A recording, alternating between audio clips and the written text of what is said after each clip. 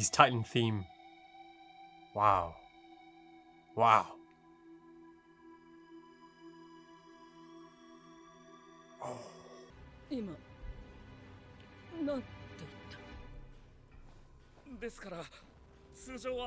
Oh.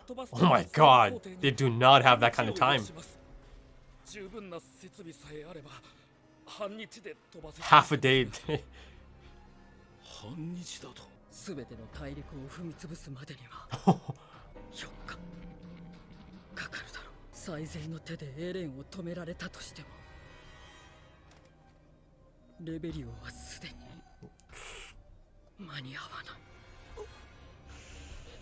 Whoa!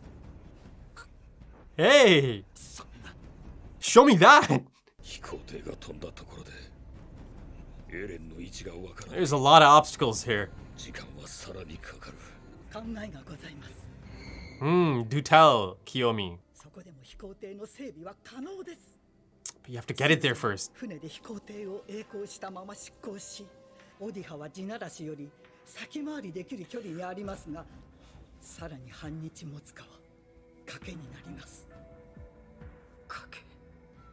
Gamble, eh?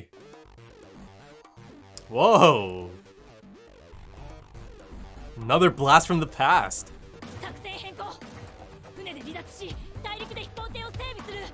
Look at this.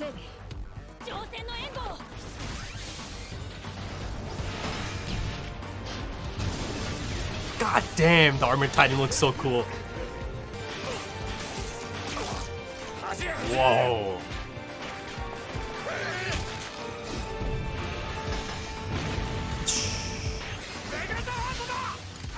Wow. Look at that. Oh. Yeah, they're going to take some damage as well, of course. Sooner or later.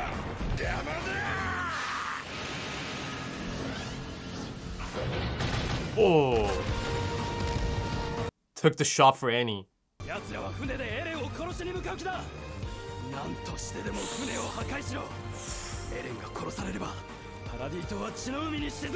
Character model is a bit off again for Flock. I mean, he's not wrong about the first part, right? But it's just one of those really strange and unfortunate situations right now. Oh! The female Titan arc from season 1, same music. Falco.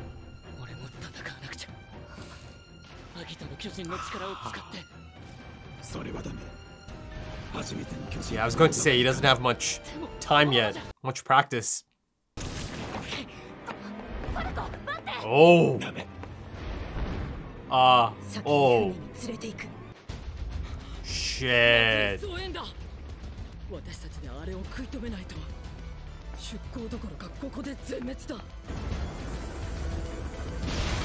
Oh.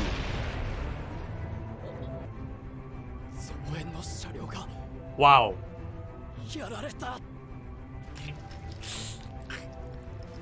Oh god. Shit. Whoa, okay, this is...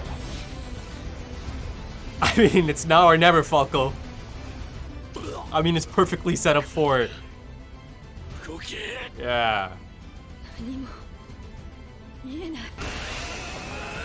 Oh! Oh! Look at this animation! Look at Connie! Oh! Oh!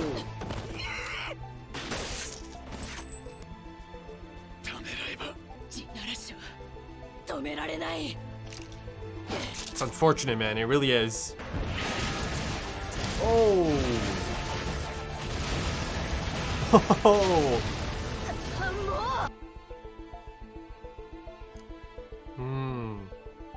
Kind of similar to Two Brothers. Oh shit, it's happening.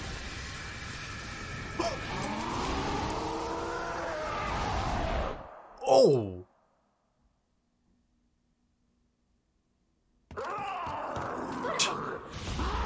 Holy shit.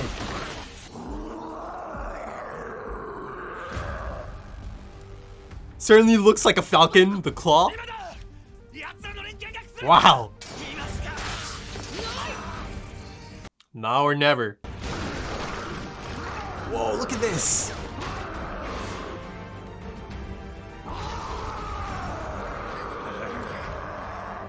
Go on, Flock. Put up a fight. Let's go. Fight for your cause. Let's go. Woo, look at this.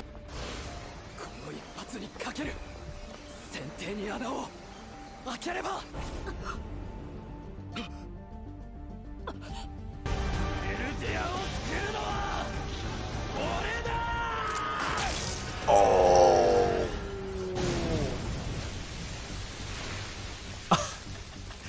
Of course it's Gabby. She's a damn good shot. Oh. Did that kill him? Is that it? For Flock? Oof. Oh.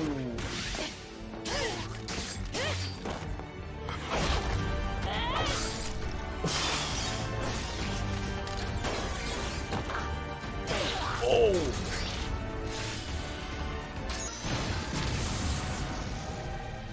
No half measures, eh? Wow. That was kind of like the first opening, right? Season 1 opening. Falco Titan. Kind of looks like a chicken slash falcon.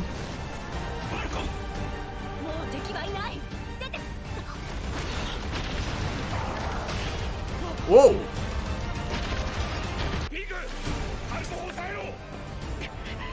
Doesn't have complete control just yet.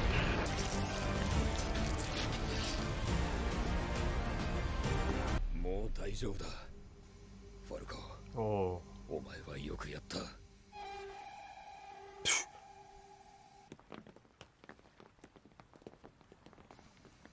Wow. Oh, wow. Okay. Ah, Samuel.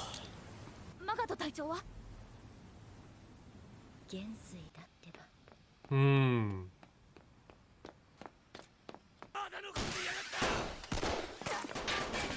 Oh. Oh, man. Whoa! Shadis! Oh my god. Ah! Indeed it is. Keith Shadis. Legend.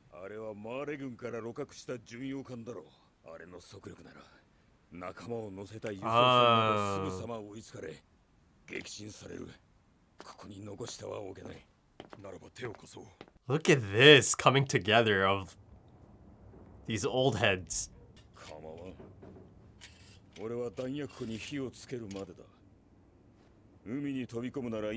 Whoa.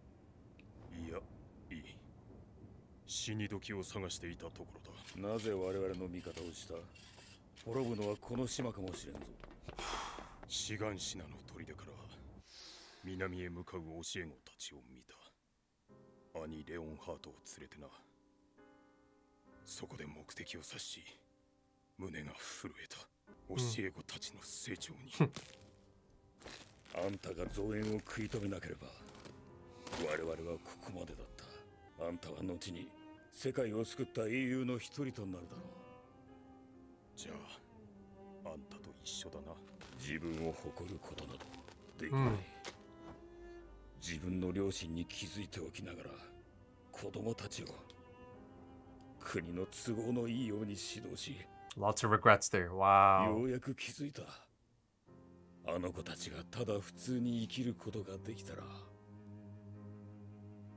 俺はどんなに嬉しかったか。あんたにできなくても、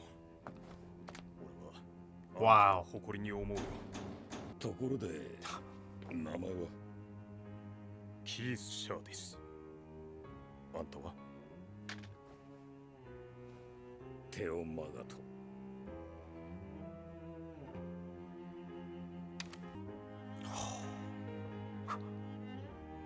Wow. Look at all that blood, though.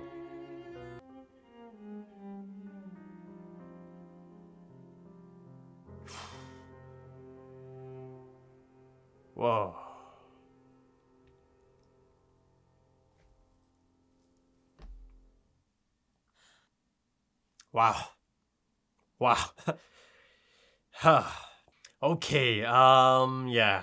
I've got to say, I think that moment at the end kind of stole the episode for me. I think, yeah, for me, that was the standout moment of the episode. And, that's saying something given the nature of this episode. I mean, not only is it my favorite moment of this episode, perhaps, it's essentially one of my favorite moments of the entire show, of the entire story, of the entire anime.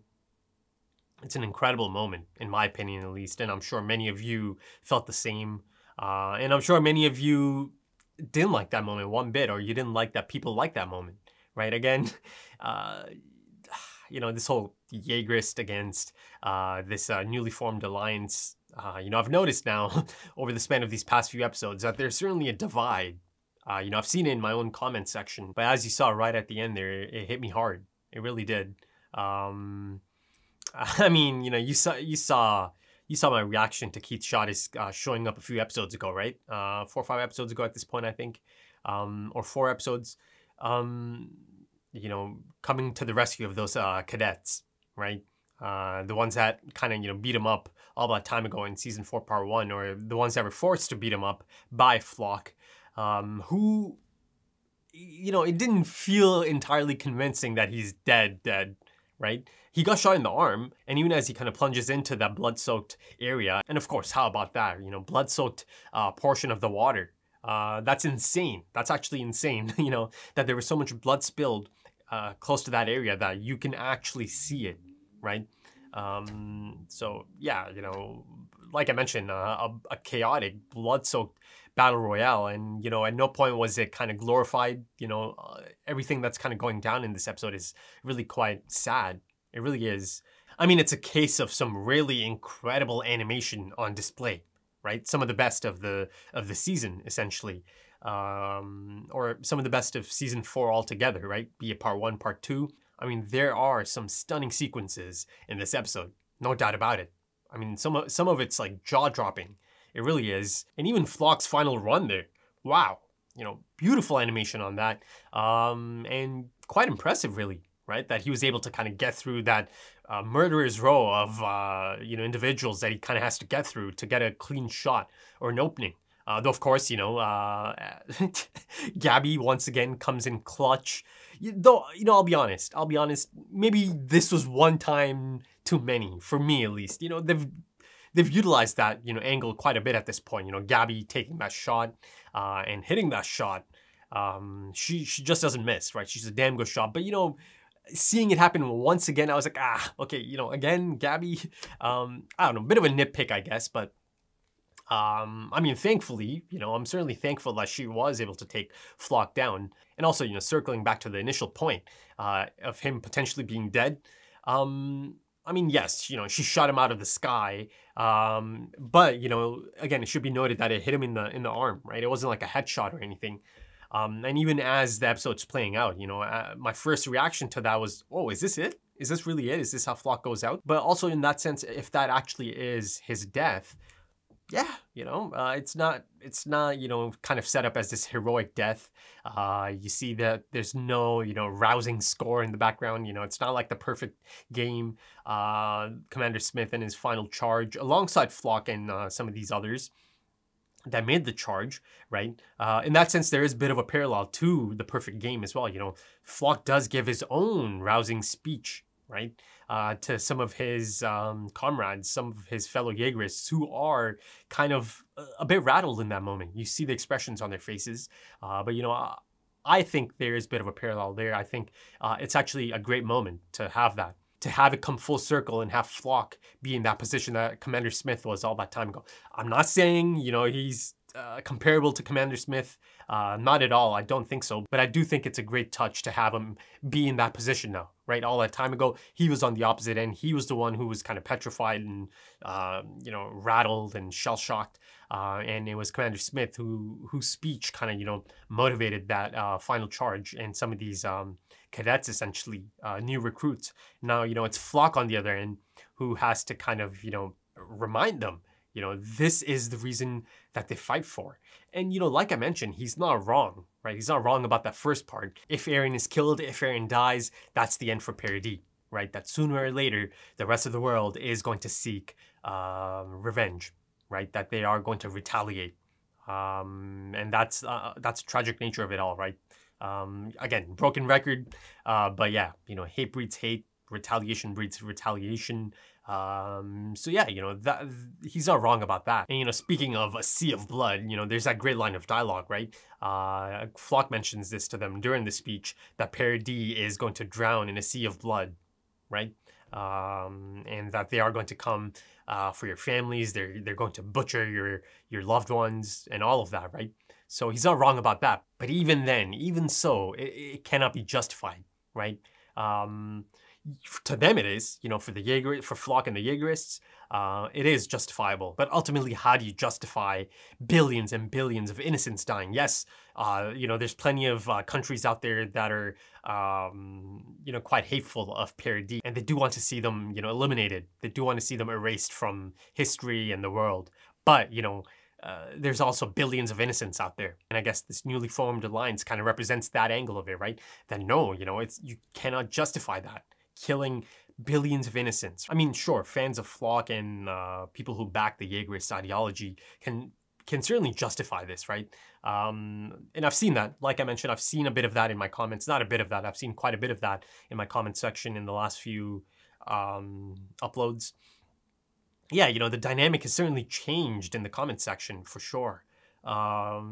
But because I've certainly seen, people that are all for that side of the argument. And then there's that angle, right? That if they don't do this, and I'm speaking of the Jaegerists and Flock and, the Stampede of the Titans and the Rumbling, that they are going to die at some point, right? It's kind of like us or them at this point, if you look at it from that angle. Even so, you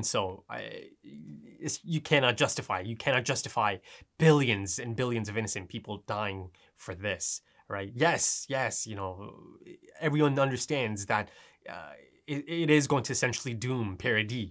It is, but that's the tragic nature of this, right?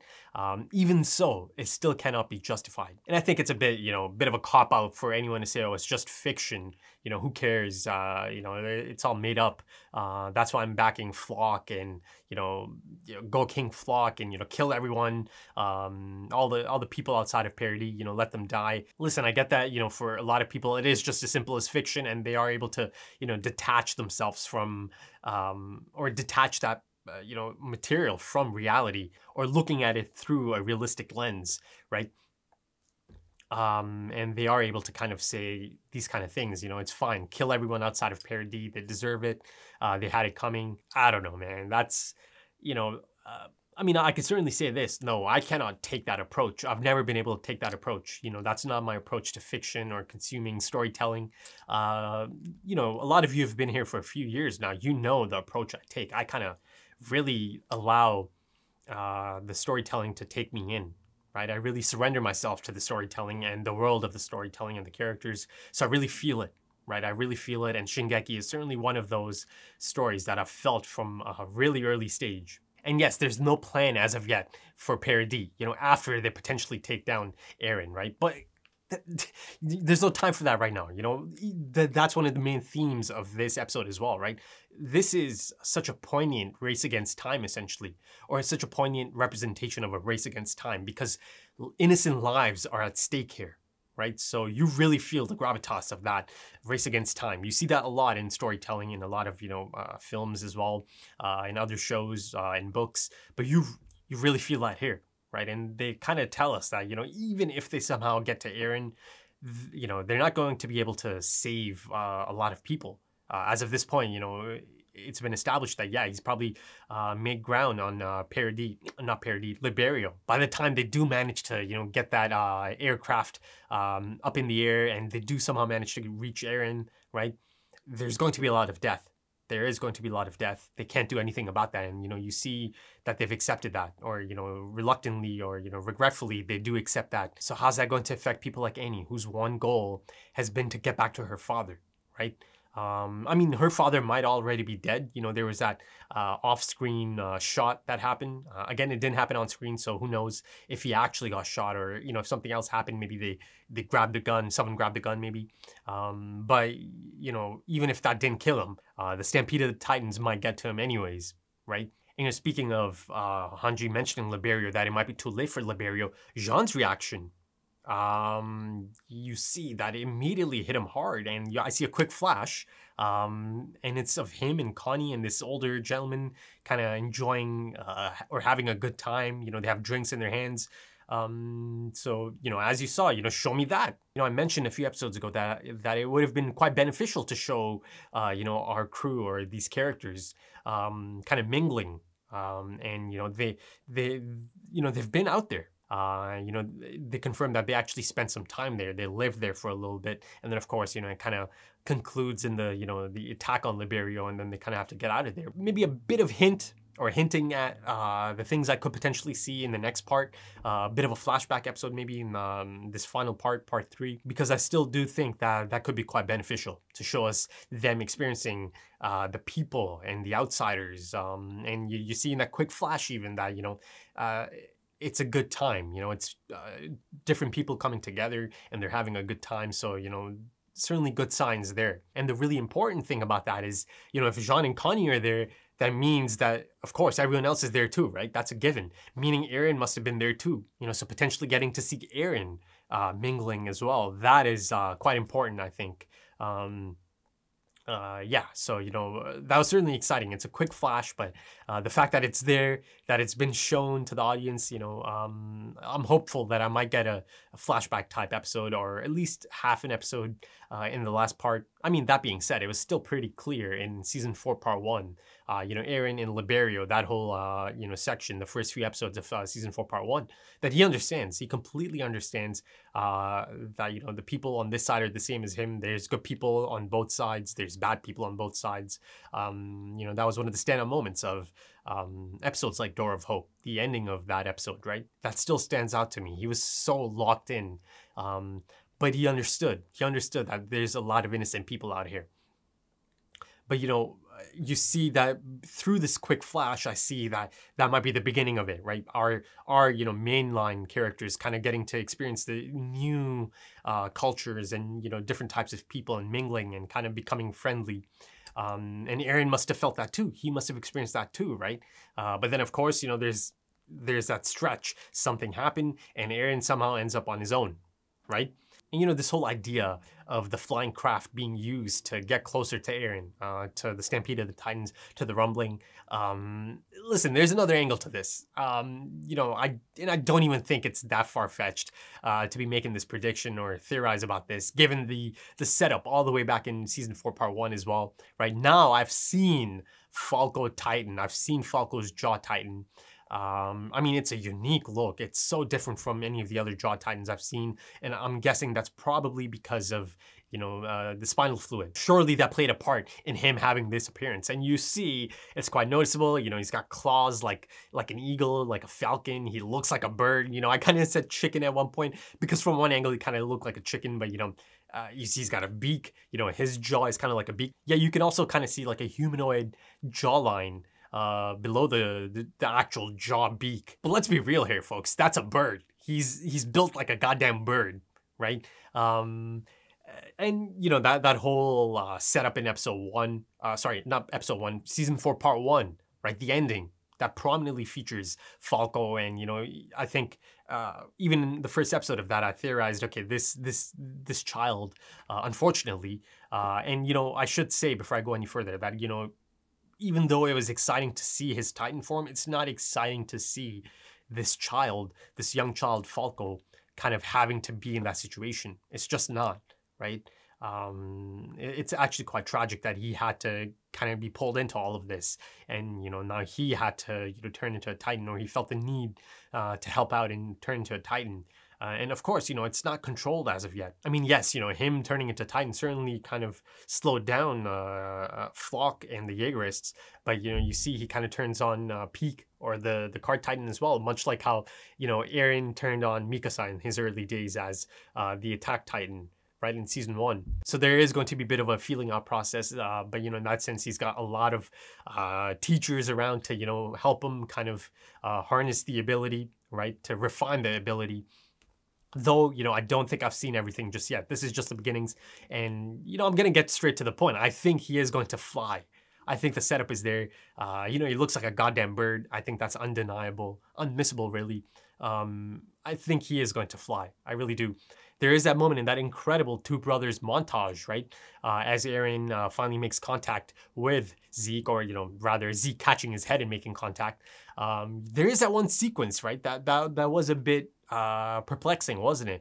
A really large bird, right? Twice they showed it. One time kind of, flying towards the wall, and then one time it's kind of skimming the water, right? So is this it? Was that it?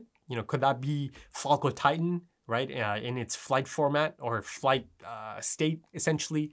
I think it could be. Even back then, it really felt like that is just too large to be a small bird that they usually show us, right?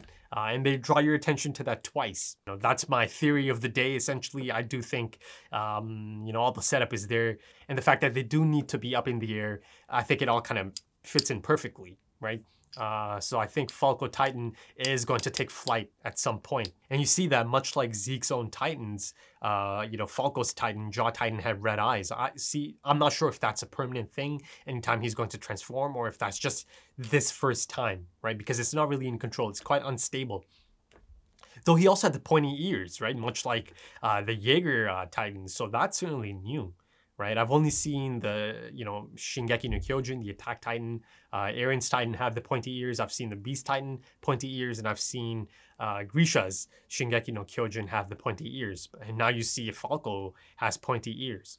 Again, maybe, Zeke's spinal fluid is playing a bit of a part here. So yeah, it appears that the founder Ymir had another new Titan to construct, essentially, in the Path Realm, right?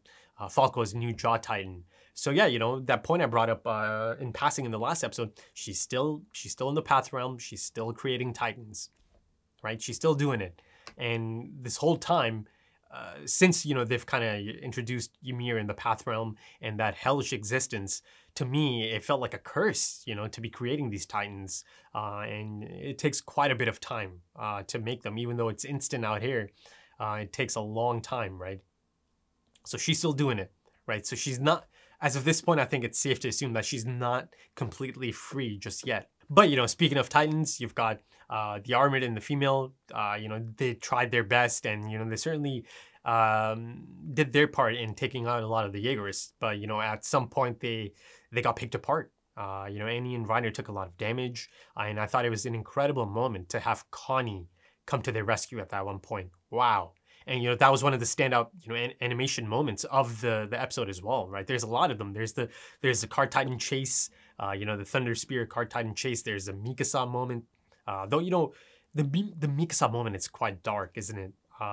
Yes, the animation is quite impressive, but her, execution style killing of these people is quite a tough watch, isn't it? And, it's not that Mikasa and the rest of these, scouts, essentially, Jean, Connie, it's not as if they immediately go into this kill mode.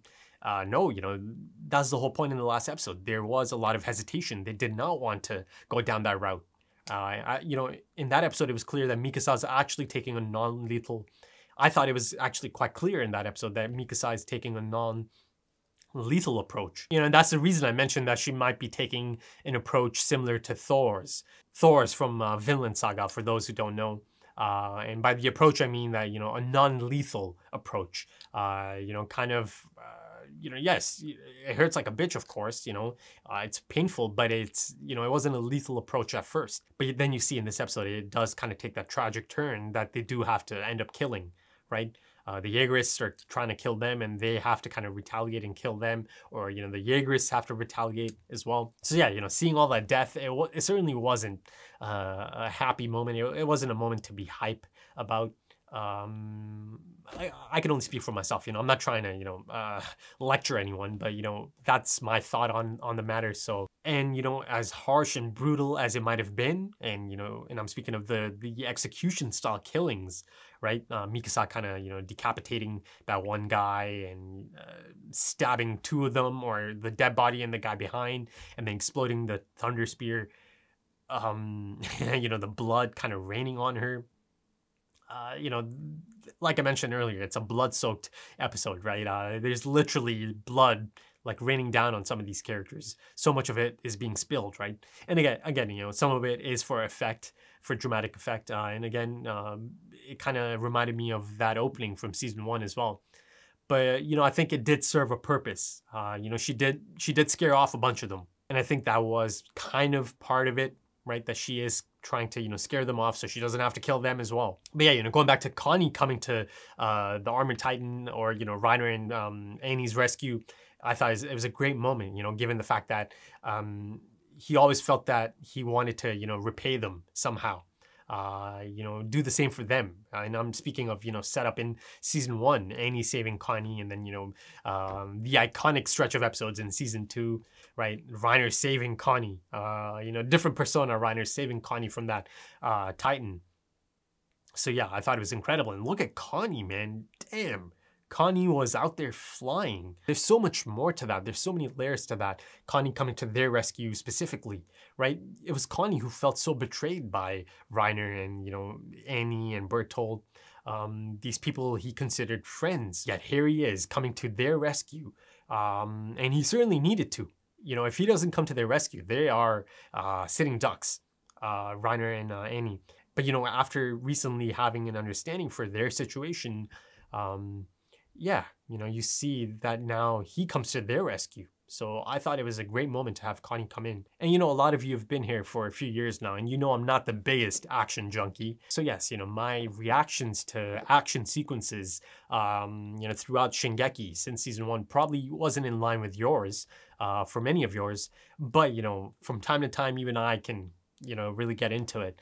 But, I think, as of this point, as incredible as this episode was in terms of ODM gear sequences and animation, I still think the gold standard at this point is the season 3, episode 2 ODM sequence of Levi Heicho. Wow. I think that is still the top tier. That is the peak of ODM gear animation sequences, in my opinion at least. But this episode wasn't far behind at all, of course. Really impressive. And there's an incredible moment, it's an incredible coming together, essentially. You see that Connie and Jean are carrying an injured Reiner, right? An exhausted Reiner, essentially. And then you see Mikasa is carrying Annie, right? Again, an exhausted Annie. And then, Hanji has Peak, right? And the commander has Flock, or not commander, General Magath has Flock. So I thought, I can only give my opinion. I thought that was an incredible moment to see so much history that these people share. They have so much reason to hate each other, but they kind of came together for something much larger than themselves. Listen, that still might be there, right? It's not eliminated. It's not gone from their minds, but I love that they're able to kind of, overlook that for now, at least. I actually think that's some of the most poignant and important imagery of the entire series. To see them all, right, embracing each other and helping each other out as they go towards the ship. And you see that again later, right, in the finale of the episode, as Magath and Shadis kind of come together. And that idea, or that notion that none of these people should be able to forgive each other, and that they should have so much hatred for each other, and that it's unbelievable that they came together, that they have to fight it out, they have to hate each other. Just because they are able to set aside their differences for now, it doesn't mean those things don't exist, right? Those scars that cut deep, that they don't exist anymore. Magath, incredible moment. That moment of Magath and Shadis brought me to tears at the end, but doesn't mean he's completely redeemed, right? Yet he does realize. You have to accept that he realizes his mistakes, right? And he's atoning for his sins. That he has a lot of regrets, right? You can't just have a clear-cut line in the sand and say nope. No one gets to realize their mistake. No one gets to put aside their differences. No one gets to stop hating each other. I think that's a bit of a strange. I don't know. That's a bit of a closed-minded approach to these things, in my opinion, at least. Yes, all of that might still be in there, but it's been put aside for something larger than themselves. right? And it's as large as it gets. There's a global extinction at play here, right? Billions of innocent lives at stake. You know, that whole notion of Magath kind of having so much regret about, you know, these children being robbed of their childhood, a normal childhood that they should have had. That was one of the major talking points I had in Soul Salvation, right? Back in part 1 of the final season. You know, Zeke being robbed of his childhood, and they really lean into that in that episode, in that backstory, don't they? Right? That he longs for a childhood, a normal childhood, but you know, his is just a nightmarish one, essentially. And you know, it's not just Zeke. You know, many of these other young children might have felt like that, right? That they do want a normal childhood, but they couldn't get it. And you see that Magath has so much regret over this, and they've shown us in this season as well, over the past few episodes as well, right? His part, that he played a part in putting these children in these situations. Him saying that if there is a possibility of them having a normal childhood, you know, that would make him so happy. You know, how that would make him happy. How that would make him so happy. I think that was a line of dialogue. But you know, of course, you see that quick flash. Many of them are dead, right? And a few of them only have a few years left because of the curse of Ymir. And then you have Falco and Gabi, and out of Falco and Gabi, another one just, you know, kind of initiated the 13-year curse. Though, of course, I do believe by the end of the story, that might be one of the things that might be eliminated from this. I do think through Aaron's actions, the curse of Ymir is going to be lifted as well at some point. But yeah, I think this is fantastic character development. I think this has been a fantastic character arc, both for Magath and Keith Shadis. Again, it always goes back to that compliment, right? That Isayama-san writes some fantastic side characters, or, you know, supporting cast. And then, of course, how about Keith Shadis, right? How about that? You know, he's gone from, you know, calling himself a bystander, or, you know, considering himself a bystander, to playing such a crucial part in the history of the world, essentially, right?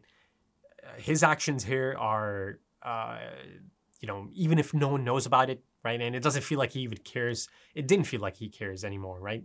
Once upon a time, he did, you know, care about the opinions of others. You know, he doesn't care one bit if anyone knows about this. And, you know, there is a chance that no one's ever going to know about this either, right?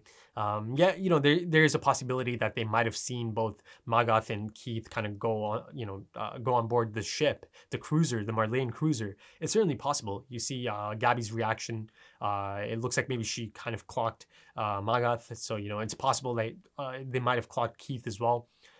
It's possible the cadets know that Keith is here, right? You know, he was firmly focused on the things that needed to be done for others, right? And like I said, he played his part, right? A crucial part in the history of this world, essentially. Yes, you know, unfortunately, a lot of people had to die. You know, the Jaegerists on the train, they had to die. But him doing that certainly played a part in giving them a chance to escape. Escape and take that aircraft as well, right? Drag it behind. And, you know, I love that he gets to see his own students and be inspired by his own students. You know, once upon a time, he knew them as cadets, young cadets, right? New recruits. To see them like this now, right? To, you know, take this kind of thing upon their shoulders. It's this really incredible moment that he does take inspiration from his own students, right? That he helped established all that time ago. You know, he has a part to play here. He played a part in their growth. You know, so even if no one knows about Keith Shadis going down like that and doing the things he did, you know, the audience knows. You know, us, the audience knows. And it's an incredible moment. You know, those two, you know, him asking Shadis his name, and then Shadis asking Magath his name. I mean, that is just... it's a beautiful moment. To me, it's a beautiful moment. That whole scene is incredible. One of the best moments of the entire series, in my opinion. And, you know, I loved how Shadis, you know, swings in. And, of course, you know, he helped Magath in that situation as well, right?